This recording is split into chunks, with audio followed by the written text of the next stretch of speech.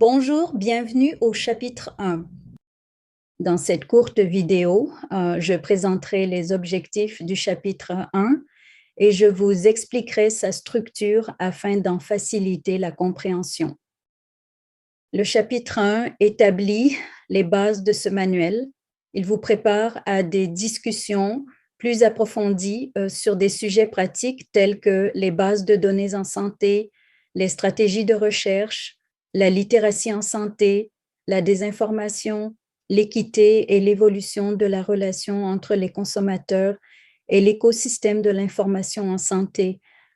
En s'appuyant sur cette base, nous examinons la manière dont les individus repèrent, interprètent et utilisent l'information en santé dans diverses situations, des activités quotidiennes comme rechercher des symptômes en ligne, consulter des professionnels de la santé, lire des étiquettes nutritionnelles ou utiliser des outils et des services conçus pour répondre aux besoins informationnels des consommateurs illustrent les nombreuses façons dont ces derniers interagissent avec l'information en santé.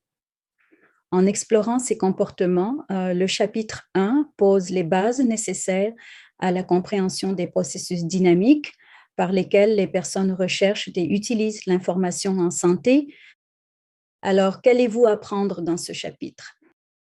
Eh bien, les trois principaux objectifs de ce chapitre sont développer une compréhension fondamentale de l'information en santé destinée aux consommateurs, en précisant qui sont les consommateurs et les technologies qu'ils utilisent pour y accéder, et explorer la manière dont les consommateurs recherchent l'information en santé, en particulier en ligne, et examiner les avantages, les défis et les impacts de la recherche d'informations en santé sur le web, et enfin, acquérir une compréhension de la manière dont différentes disciplines, par exemple la santé publique, les sciences de l'information, la communication et la médecine, abordent et interprètent l'information en santé destinée aux consommateurs.